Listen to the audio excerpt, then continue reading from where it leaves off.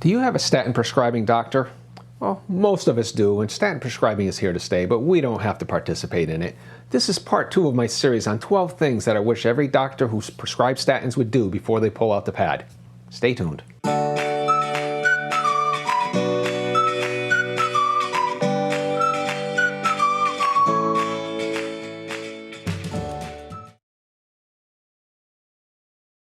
Stop relying on population statistics, and again, I did a video on this. Small, statistically significant differences between the control groups and the treatment groups, they may not be meaningfully significant to your patient. That example that I gave, yeah, the control group had 3% heart attacks, the statin-treated group had 2% heart attacks. That's a 1% difference. That may not mean much to your patient. So even the most favorable statin statistics observed in clinical trials, they do exist. You can argue about the validity of them or was the data any good, but even the best ones, if we just accept them, they leave the majority of vulnerable patients who are still going to have the cardiovascular event because the relative risk reductions are all under 50%. When we're talking about people being treated for primary prevention, the relative risk reduction being under 50% and the absolute risks being so low, they're not getting much benefit out of it. What you may be doing is you may be treating your group of patients while you're ignoring the individuals. In other words, the question you need to ask yourself, are you treating your practice as a clinical trial? Because that's what a lot of doctors are doing. Apply standards of care judiciously. Standards of care really shouldn't be a substitute for thinking. Now, I know there are probably a lot of jurisdictional problems or organizational problems where a doctor can get into a little bit of hot water for not following a standard of care. But if you're bound by a standard of care, disclose that to your patient. If you are using that standard of care to prescribe them statins, you're still following the standard of care if you say, oh, by the way, the reason I'm prescribing this is because it's a standard of care. And most importantly, you have the right to decline to follow the standard of care. If doctors would do those things, then they've covered themselves. Of course, they'll have to document that the patient declined to follow the standard of care. I understand that because doctors get nasty letters if they're not following it. If they're a health maintenance organization, if they happen to be part of that, they get into trouble for that. Understand that the benefits don't outweigh the risks for every patient. How do you measure a small absolute risk reduction against a decrease in quality of life? Many patients are asked to tolerate cognitive effects, shortness of breath, muscle pains, earaches, neuropathy, all for a small risk reduction. When I was first put on statins, and I definitely have to do a video on this, we didn't know it at the time because we didn't have the 2018 risk calculator because it was before 2018. But my risk back then would be measured today as about 6%, a 10-year risk of about 6%. And a statin, in theory, would bring it down to about 3.8%. That's just moving it from that line on the right where it says 6% to the left. And you're putting me through all this to get this theoretical decrease, and you're just moving the line over a little bit. Just not worth it to me. Recognize adverse effects that your patients haven't recognized. Your patient shouldn't be sent to specialist after specialist. I didn't associate all these health problems that showed up in my 50s. I didn't think they had anything to do with statins. First of all, I went a few years without any adverse effects, and then they seemed to start piling up. But at the time, I had no reason to associate them with statins. It didn't even occur to me. It's not like I said, could these be the statins? Nah, it couldn't be. No, for the first few years, that didn't even occur to me. Now, there is a video out there. You can get it on YouTube. Just search for Statin Nation.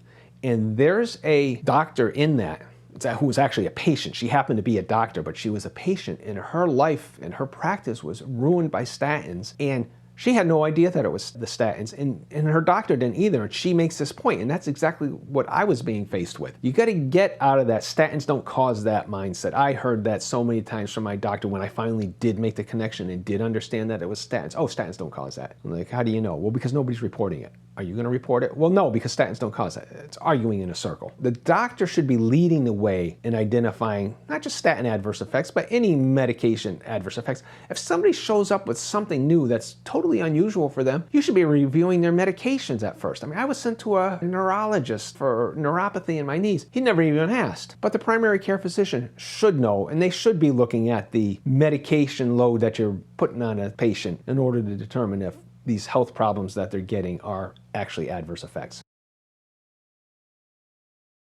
Next, you've got to allow your patients to decide. Use a common sense approach to shared decision making. I had video recently on shared decision making, and a lot of times that's just buzzwords meaning browbeat the patient into taking statins. Shared decision making does not mean persuading the patient. Both parties have veto power for shared decision making to have any kind of meaning. In other words, if a patient came to you and said, "Doc, I need a painkiller," it would be your responsibility to determine whether they actually have pain, and you would deny them that if you thought they were just seeking drugs. You have veto power. Patient has veto power also, especially when it comes to statins. The patient should be able to say, "No, I'm not going to take a statin. I'll try other things." I mean, they're sufficiently questionable that not all anti-statin information out there is misinformation. That's the way a lot of doctors treat it. "Oh, it's anti-statin, it must be misinformation." No, that's not the case. There is some anti-statin misinformation out there, the ones who go to the absolute extremes, but the fact is, pro-statin information qualifies as misinformation in a lot of cases. So a decision to refuse statins does not mean you've got a misinformed patient. You may have a very well-informed patient. And stop thinking that you can fire your patient. I've heard that saying, "Well, you're not following my advice, I'm firing you." The money doesn't go that way. Just be honest and admit that you don't accept shared decision making and you're quitting as their doctor, because that's all you can do. I mean, you can say, "I'm no longer treating you, I'm quitting as your doctor." You're not firing the patient. Patient can fire you because the money comes from them or their insurance company to you. So get that hubristic attitude out of your practice about firing patients just because they won't take a statin. How about knowing your patient's values? Do they prefer lifestyle changes over medications? Some patients don't. I mean, sure, some patients just want to go to you and say, "Give me a pill to knock down my cholesterol." Yeah, go ahead, give them a statin if that's the way they think. Do they weigh risks differently than you? I didn't see a risk reduction of 2% of having any meaning in my life. I actually had an episode of transient global amnesia recently, and there's a 5% to 9% chance that it'll happen to me again sometime in my life. My doctor advised me, "Oh, don't go hiking, because if it happened then, you'd lose your matches or something, and you'd have a miserable time." I took that chance, actually, and I went on a 5-week hike recently, and I got through it fine. Yeah, it may occur again. It's not a super dangerous condition. Like, you're still a functional human being. You might end up driving somewhere and you don't know how you got there. Actually, it happened to a friend of mine who also had an episode of that. But the idea that every risk has to be totally avoided, well, you're not going to live if that's the case.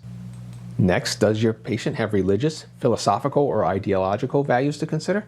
They may actually be feeding into a decision to refuse statins. Does their age affect their decision? Even my statin-pushing doctor that I had years ago had mentioned to my wife, because she had the same doctor, once somebody's over a certain age, if they've never been on statins, she won't prescribe them to them just because it doesn't make sense. They're not going to get the long-term benefit that that doctor felt they would have. Well, an older person may just say, "No, I just don't want to bother with anything that's going to degrade my quality of life. I've only got a few years left. I want to live them to the fullest." And then finally, do the adverse effects interfere with their aspirations and desires? That's what happened to me. This is a picture of me, by the way, out on the trail, a selfie I took while I was out on the trail. The adverse effects that I was having when I was on statins were actually preventing me from enjoying my hiking. I could only do maybe a 3 or 4 day hike, 50 to 60 miles, instead of the 500-mile average that I've been doing lately, where I go out for 5 weeks. And of course, that's got to stop for other reasons, but that's got nothing to do with statins. That's just a social reason. I need to stop disappearing for 5 weeks at a time. Sometimes the adverse effects just are not worth the small risk reduction that you might get from them. So that's what I've got on this topic. The fact is, no doctors are going to be watching this video. So you as a patient, if you understand what your expectations should be of your doctor, as I've outlined in this series, you can at least kind of get a good feel for whether your doctor is going to play fair with you or not.